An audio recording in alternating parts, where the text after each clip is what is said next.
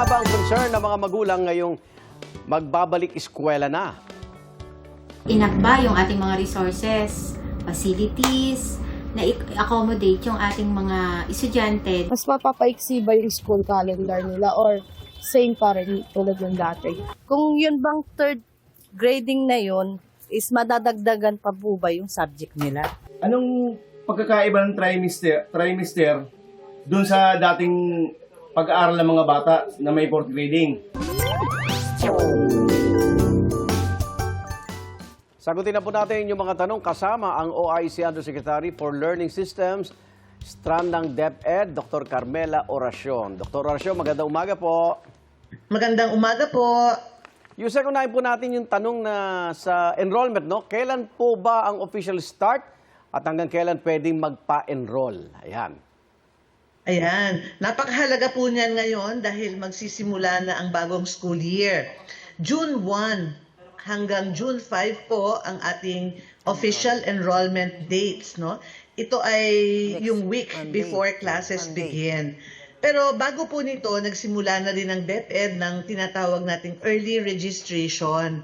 Mula pa po yan nung last week ng January at nagtagal hanggang yung last week ng February para sa mga incoming kindergarten, grades 1, 7, at 11. Yung mga entry points po natin sa sistema. Para din po yan sa mga lilipat ng paaralan, tinatawag nating transferees, mga out-of-school children, at mga youth na bumabalik sa school. Pati na rin po sa ating alternative learning system learners. Para naman po sa mga grades 2 hanggang grade 6, no? Grades 8 hanggang 10, tapos grade 12, itinuturing na po silang pre-registered. Kaya mabilis na ang kanilang proseso. Pupunta na lang po sila sa mga paaralan ng June 1 hanggang June 5 para mag-officially register. Yan po ang ating mga dates at important information. Apa, Yusek, paano ho yung, nag-start na po yung klase, no? Yung mga hindi pa po nakapag-enroll, pwede pang humabol? Yes po. Kasi gusto talaga natin na makapasok sa paaralan ng ating mga mag-aaral, no? Tawag po natin dyan late enrollment. Late enrollees are accepted as long as they still meet the, the required 80% in terms of the number of school days, no? In a school year. Ito po yung laging tanong Yusek, anong kailangan sa enrollment at may kailangan bang bayaran? Unang-una po, libre, no, ang ating enrollment. Ang ating pag-aaral, no, sa ating mga pampublikong paaralan. Siyempre po, meron tayong mga requirements, no, na kailangan isumite ng mga bata. Ngunit, hindi naman po hahadlangan ang sino pang wala pa ng mga ito. Ang karaniwang requirements po natin sa lahat naman ng paaralan, no, hindi lang sa ating mga pampublikong paaralan, siyempre po ang ating birth certificate, no, ng mga bata. Yung kanilang report card nung nakaraang tanong o tinatawag naming School Form 9, kung available ang mga ito. Pero po, mahalaga ito, no? Malinaw ang posisyon ng Department of Education na hindi dapat maging hadlang ang kakulangan ng mga dokumento para makapag-enroll ang ating mga learners. Nangunguna po talaga yung pagnanais natin na makapasok sa paaralan, lalong-lalo na po magsisimula ang taon. Pwede naman pong maisumite ang mga ito sa mga susunod na araw po habang nandun na ang bata. Yung parang to follow, kung wala kang dalang birth certificate. Ano po, Yusek? Opo. Eh di tanggapin na lang muna, baka naman kasi wag na yung pag hindi dala, bumalik na lang po kayo. Tanggapin na Yun na lang. nga po. And then to follow yung requirement. Ano po, Yusek? Tama po, kasi baka hindi bumalik na di ba? Opo. Sayang din sayang din yung pagpasok na yun. Okay, isa sa mga concern, yung 3-term school calendar. Pakipaliwanag po natin yung 3-term school calendar na po yan, Yusek. Ayan. Dati-dati po tayo ay nag-organize ng school year into quarters. So, 4 na quarter po yan sa Okay. isang taon. Apo. Ang certain quarters end up to be very short, like the second or the third or both, dahil po dyan yung maraming bagyo, no, cancellation of classes. So, umiikli po yan. Ngayon, ang sabi nga po ng ating mga guro, mga punong guro, no, at mga mag-aaral, parang minsan hindi pa umiinit yung puwet nila. Tapos na naman yung quarter, exam na naman. So, we are better organizing the school calendar, the school year, into 3 grading periods. Okay. Mas mahahaba po ito ng unti. At bukod po dyan, yung pag-organize natin, naghihiwalay tayo ng tinatawag nating instructional block. Meron din po tayong end-of-term block. Ano po yung pagkakaiba niyan? Dati po kasi halo-halo, teaching, learning, mga activities. So, ang mga guro po natin at mga bata hindi makapag-concentrate, ay naghahanda ka sa lesson mo, yung mga bata nagre-review para sa kanilang quizzes, pero iniisip nila ano na ba yung costume nila para sa activity na to, and so on and so forth.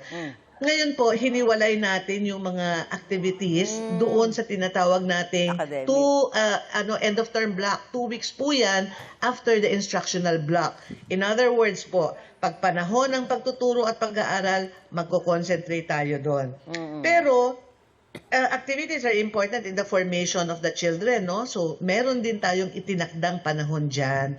Bukod po dyan sa activities na yan, naglagay din po tayo ng ating remediation sessions, naglagay din po tayo ng enrichment sessions. Kasi, pagkatuto pa rin naman po ang mga yan eh.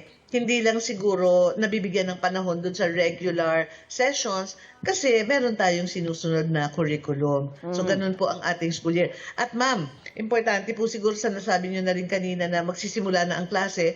Sa simula po ng term 1, mayroon tayong tinatawag na opening block. 5 araw lang po yan, ngunit this year, 4 lang dahil holiday ang June 12. No? So, June 8 to 11. Diyan po gagawin yung ating mga initial assessments, yung continuing enrollment processes, yung pagtimbang sa mga bata for the school-based feeding program. Para po, pagpasok ng day 6, no, ng June 8, talagang nakabuelo na ang ating mga guro at mag-aaral, ready na po sa bagong school year. Okay, pag-usapan po natin, Brigada Eskwela sa Lunes. Ano po mangyayari, Yusek? Yes po. So, Brigada Eskwela, taon-taon po natin ginagawa ito upang maihanda ang mga classrooms natin, no? At ang ating paaralan. Kasi po, 'di ba, syempre, nag-break tayo. So, ngayon gusto natin na talagang malinis no, sa pag-welcome sa ating mga mag-aaral. So, annual program po ito ng DepEd. Minomobilize natin ang teachers, parents, learners, stakeholders, mga partners, members of the community to prepare the schools for the opening classes. Para sa akin po, napakahalaga niyang act na yan. Hindi lang para linisin ang klase, but we bring together these many stakeholders who are part of the education or formation of a child. Idinidiin po natin that it will require a village to raise a child, no? Hindi lang po yan responsibilidad ng paaralan. Community members also play a role. So, ginagawa natin ito po through a clean-up activity. Gusto natin maging safe yung environment. Ayaw natin na may mga lumilitaw-litaw dyan ng mga pako o alam mo, yero na naiwan. Yan, no? Yan po ang ginagawa natin, no? Bayanihan po yan. Bayanihan spirit. Okay. Ay, maraming salamat sa inyo binahagi, DepEd OIC Yusek for Learning Systems, Carmela Oracion. Dr. Oracion, ingat po kayo. Salamat po. Maraming Magandang salamat umaga. po. Ingat Salamat din. po. Ikaw, hindi ka pa nakasubscribe sa GMA Public Affairs YouTube channel? Bakit? Mag-subscribe ka na, dali na, para laging una ka sa mga latest kwento at balita. I-follow mo na rin ang official social media pages ng Unang Hirit. Salamat, Kapuso.